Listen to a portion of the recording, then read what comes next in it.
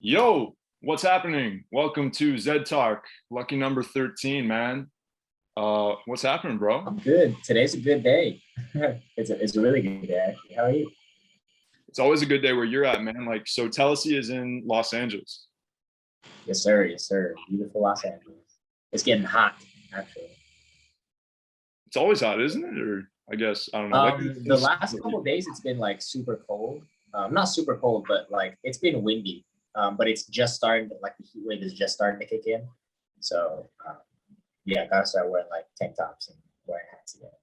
Yeah. Have you been out like seeing people yet? Because like people are getting vaccinated, stuff like that. Have you been kind of out like seeing people yet or not? Yeah, LA is so crazy. It's actually been open. Maybe it's been closed for like a month, but at the least. But out here, people just keep working. To be honest, like the entertainment business really doesn't stop. Everybody, I'm back. I'm like half vaccinated, so I still have to get the other part of my vaccine. But pretty much, it's been open. It's been open. Like people don't wear masks out here sometimes. It's crazy. I wear masks. Just saying. Um, but yeah, it's wild. Yeah. Were you like a guy that would go to like live concerts and stuff like that, like pre all this stuff? Not too often, but I would like. I mean, everybody hangs out with their friends, but I would definitely go to concerts if I could, and I miss it. Yeah. No. Do you have like what's like the indie music scene kind of like out there in Los Angeles? I mean, I feel like there's a pretty big indie scene, mainly because there are so many like entertainers and everything out here. Like everybody wants to be mainstream, but there's definitely like an indie scene down here, especially with fashion, with um, like trying to create new sounds, things like that. I definitely think that there is an indie scene. Maybe not as indie as like other places. I've only been here for like a year and a half, so I'm pretty new here still. So I still haven't found like I still haven't really found like my place here yet within like the music community because everything's so online now. You know, I can start put something online, making traction that way. But out here is definitely a place where you meet connects, you meet like industry connects. Everybody has a hand in everything. Like you can meet a manager, you can meet an A&R, you can meet a whole bunch of different people. Yeah. And where do you meet them? Like little clubs? So I intern at a recording studio. I actually do photography and videography. So I intern and do like social media for artists and like in studios and things like that. So I'll meet people like along the way and just kind of like network that way. Or generally, everybody kind of wants to do something in entertainment here, so it's not hard to find somebody who knows somebody who knows somebody who knows somebody. So it's pretty easy to find people, just depending on how hard you work. Hmm. How long have you been out there? You said a year and a half. Like where were you Yeah. before Los Angeles? Prior Los Angeles, I was out in the Bay Area, so like San Francisco, San Jose, Oakland, yeah, places like that. I mean, for me, I grew up there, so there's definitely more of an indie scene out there than here. Out there, I think people want to just make music for fun. People want to make music because like they love it and they want to like try something new. Out here, it's a little bit more cutthroat, I would say. Everybody is trying to compete for the spotlight. It can be a little draining at times, but if this is the thing that you want to do, this is the thing that you want to do, you chase what you can. Yeah. Get what you want. You got to do it. Yeah. I find that like where I'm at, there's a lot of people who, a lot of their fans are kind of their friends and it can be kind of synonymous. Like you kind of just build like little communities and there's not a lot of like stepping over people to get to a spotlight because I mean, we're not Los Angeles, we're not New York and things like that. Do you see like a lot of community developing or is it like you said, just kind of a bit more cutthroat? I mean, I'm sure you meet some chill people. I would say the people who stick with their people will rise up to the top. Yeah. And the people who do stick with the right people have more of an opportunity to get somewhere. It's like everybody says, networking is about who you know and not like how you do it, pretty much. I mean, the music is the most important, but at the same time, uh, out here, like everybody's just trying to meet the next person who could like give them the next thing, which sometimes can be more about the business than anything else, um, which kind of takes away from the artistry. But um, at the end of the day, people here want to make money. I think I think the cool thing about Toronto and like places like that is that you have like a bunch of your friends that kind of like build each other up, start a community. There's not really much of that here unless you're from like a suburb area that doesn't really like fuck with the industry like that. Mhm. Like for example, like Brockhampton, you know, they're just like a clique of people. Uh, yeah, so I would say the best thing out here would be to like create like either have a team from the beginning or like find people who share like the same interests as you, because that's probably the hardest thing to find out here. Yeah, for real. Yeah, that's good advice. This has turned into like a motivational like I don't A know. little motivational podcast. Yeah. Yeah, but let's talk about you, man. So you put out Cyber Soul and you're putting out Black Hearts on Friday. Let's start Mhm. with Cyber Soul. What can you tell us about that album? Cyber Soul was the start of a new sound for me. I initially started off making like R&B, like acoustic songs, kind of like lo-fi inspired R&B. And that was kind of like the route that I was going for a while. And then I switched over to more like electronic production. I started experimenting a little bit more with darker beats, a lot of more, I wouldn't say depressive, maybe more like somber and introspective per se. And I was really inspired by like The Weeknd, 070 Shake, Kid Cudi, Brent Fayez, um, yeah, all those people kind of like shaped that sound, and also just where I was at in my mind at that point. Like I said, I just moved to LA, so I was just like, I don't know what's going on. Nothing here makes sense to me right now. It's like a whole like weird ass jumble. So making this album for me was really powerful for me because it kind of like reassured me that this is what I want to do and this is my path that I'm trying to go for. You know what I mean? Um, yeah, and Cyber Soul is just like an amalgamation of my mood, like at the end of 2020 and the beginning of 2021. That's kind of just like how I felt throughout the whole thing. How do you think it did reassure you that this was what you wanted to do? The authenticity, just like speaking my truth, being able to like understand why I'm here and like what purpose I serve to the world and to myself. Because I think I really love music. I really love creating vibes for people, and I really love um, just like creating a story and having it move in the direction that is either I would want people to like find introspection in it. Like I would want people to like listen to the album and think about their own life. You know what I mean? And kind of ponder like, am I doing the right things in life? Because that's what I was thinking at the same time. So I'm always asking those questions when I'm like making music. Like, does it speak to my own truth? And to do that, like you have to make your songs apply to both yourself and to other people too. Like you have to make it like less specific about your own life at certain times. How was that to juggle? It's interesting because I mean, I personally I feel like music is music can be shareable. So whatever my emotions are going, that I'm going through right now, I can write them down in whatever I want, and someone will feel that certain way, or someone will have felt that certain way before.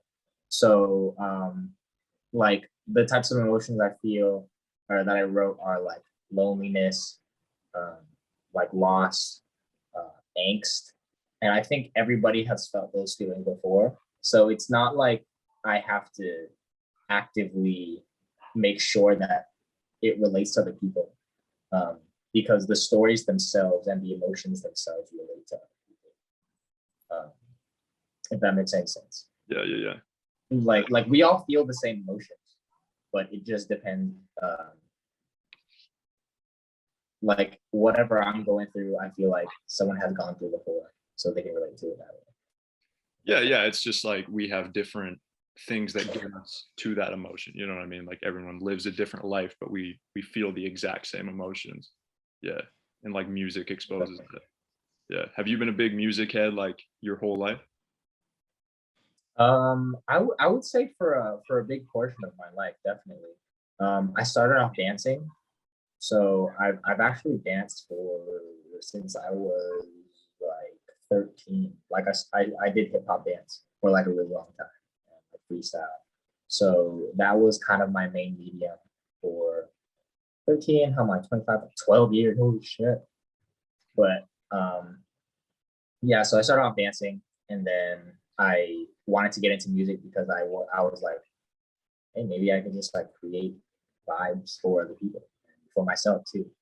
I'm a big believer of um, I'm a big believer of emotions without words, or like um, without the common use of words. So, for example, like dance, you can convey emotion through dance. You can convey emotion through like specific words and like how words are placed. It can make somebody feel something.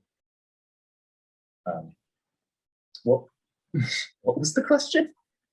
I don't even remember, man. Something about, I think I asked you if you were a big music head. I think that was it. Oh, that's right. That's right. um, I definitely had a knack for music. I was in a band in high school. I was in a pop punk band. Oh, were We were you? called Rumble Yeah. Pack. Yeah, so that's kind of where I like learned how to use my voice and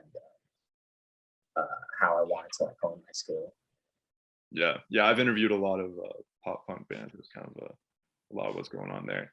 And Yeah, actually, yeah, I was in one too, like when I was younger. It's kind of like, I don't know, I feel like a lot of people, you might like change into like being a rapper later, or you might like, you might completely. go back into pop punk.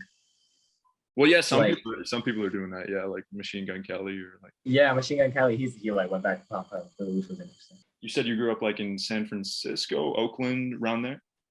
Yeah, I grew up in like the suburbs of the Bay Area, so it was this like little town called San Leandro. Okay, interesting. Um, a lot of my friends were like they were in like ska bands. There's like a well-known ska band around there called the Skunkadelics, and like everybody like skanks. I don't know if you've heard of skanking, but it's like a Oh, type of dance where people like dance to ska. Yeah, it was fun. It was fun. But yeah, I started like rapping in high school because I went to like an arts high school.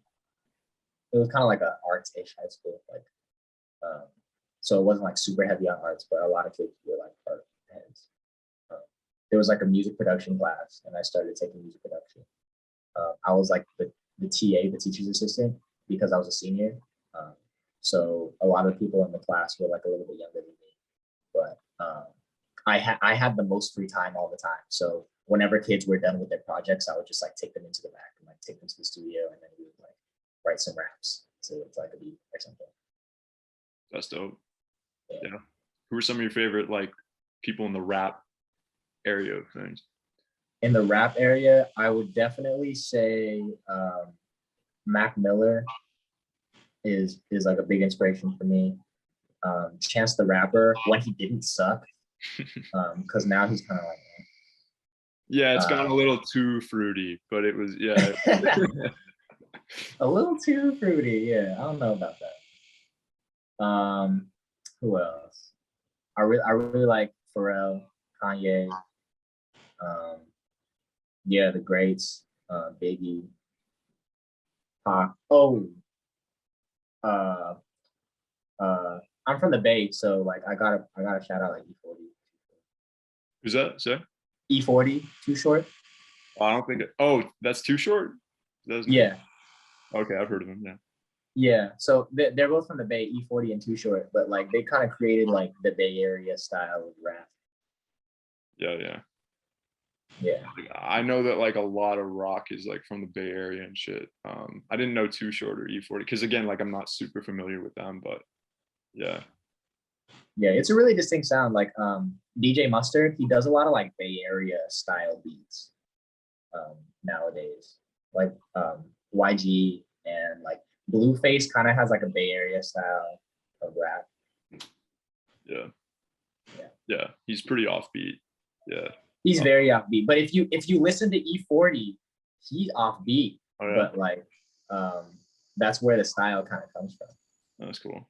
Did you like, so you said you used to bring people into the studio to record and stuff like that.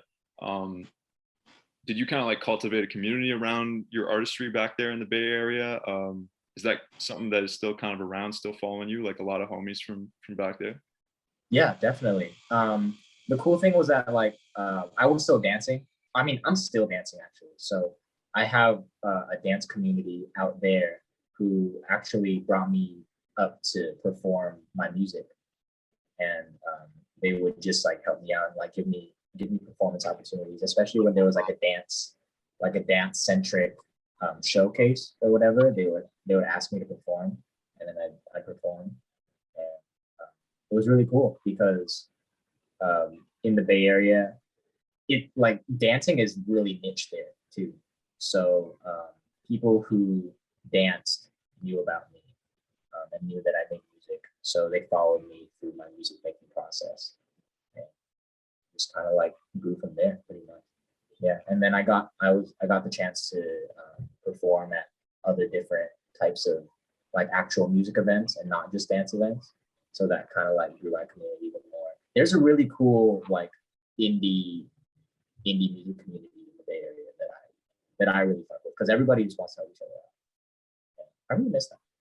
Yeah, absolutely. It seems like yeah, probably like once you get to LA, it kind of feels almost more stepping on people who are competitive. And it almost feels like that's like people feel like it should be that way. So it just ends up being that way, you know? I'm not there. I'm like talking like I'm there, but you know what I'm saying? Like, Yeah. Yeah, and I'm sure that you know, with all the ska dancing and stuff, that's like a cool thing over in the Bay Area. Yeah, Um, definitely. the dancing is like cool, man. Like it used to be something where guys like LL Cool J and stuff, they like he wasn't a dancer, and then he was like, oh well, I gotta start dancing because to be the man, like you gotta be like Michael Jackson, you gotta be like, you know, triple threat and all that kind of stuff. Like that's kind of something that I would like. I'd dig it if I like saw it again. You know what I mean? Like, Yeah, definitely. I mean, like LL Cool J was in that era where like hip hop had just like was a baby, and like breakdancing was a thing. So like those like went hand in hand all the time. yeah, And I wish that I mean, it's still like that now. who's Like dancing? you know, like Ao and Teo. When people used to hit the folks, like Oh people still well, hit the yeah, like wall. that's like, well, that's yeah, that's. I feel like that's almost a little different. That's almost like it's almost like gesture dancing, almost. You know what I'm saying? Like, you know, like I mean, like Michael Jackson, like even like Chris Brown. You know what I'm saying? Like, Mhm. yeah, like I don't know, like I don't see like 21 Savage like doing like a fucking like 360 spin and like a you know what I mean? But That's true. That's true. He'd be like scissored out.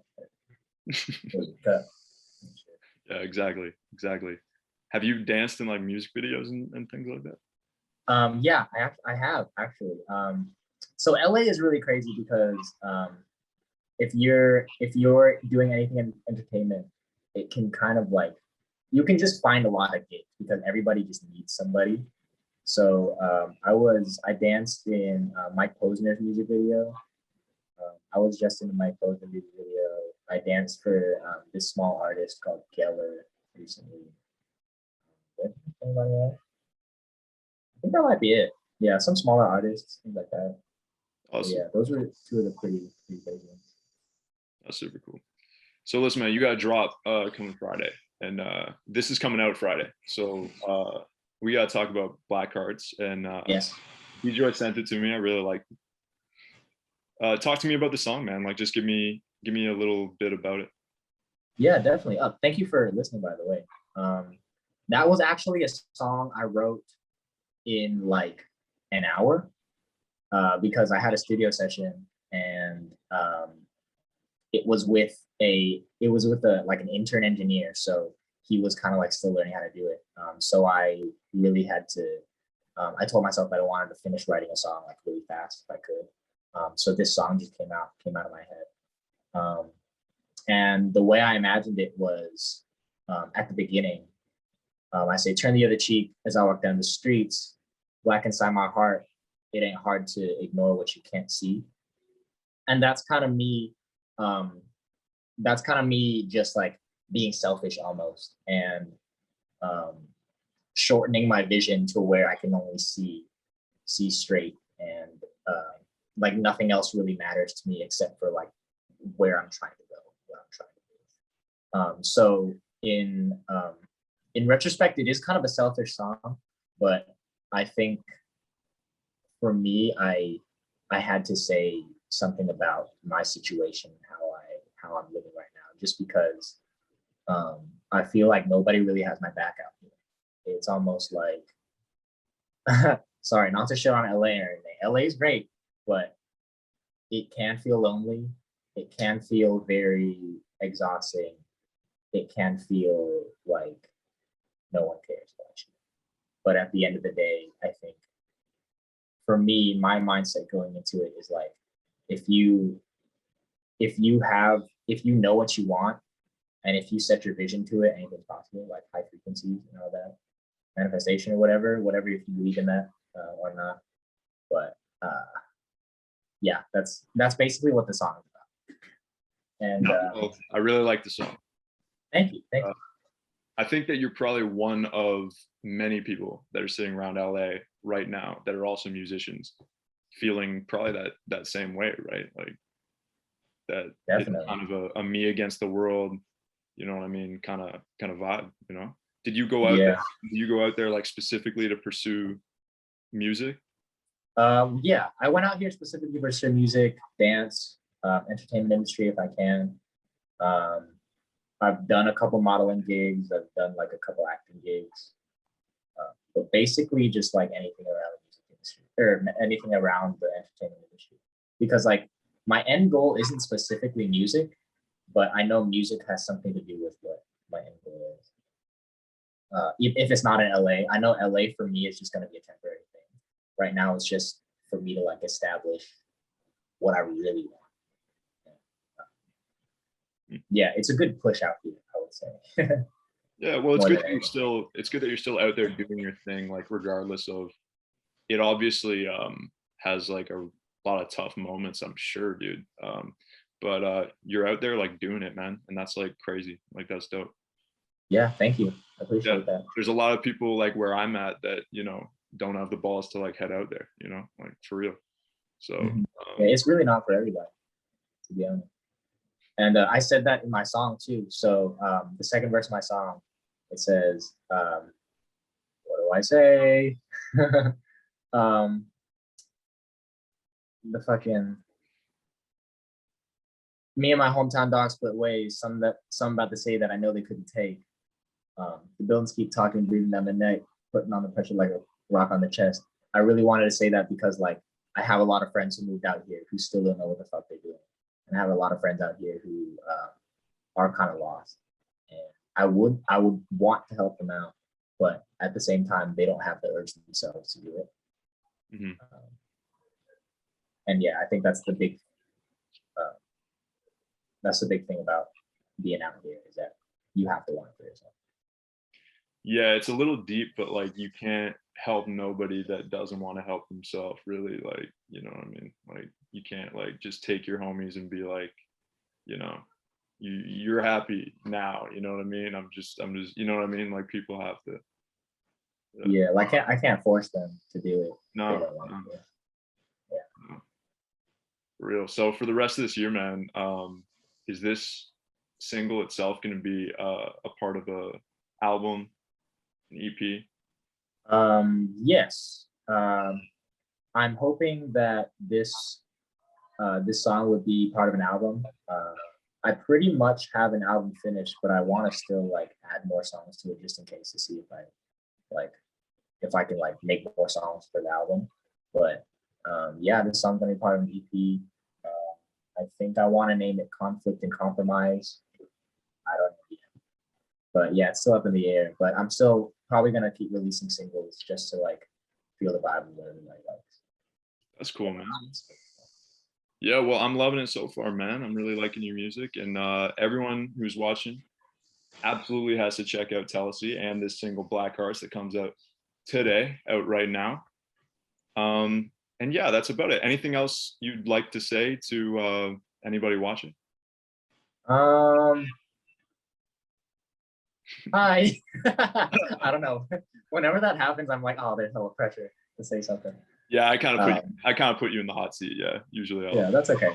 Um, Find me on Instagram and Spotify and TikTok and all my social media is Tealousy. Yeah. yeah, SoundCloud too. SoundCloud. Yeah. SoundCloud as well. All right, sweet. This has been ZedTalk 13 with Tealousy. Really good chat. Thank you for doing it, man. Thank you so much for having me, man. I appreciate you.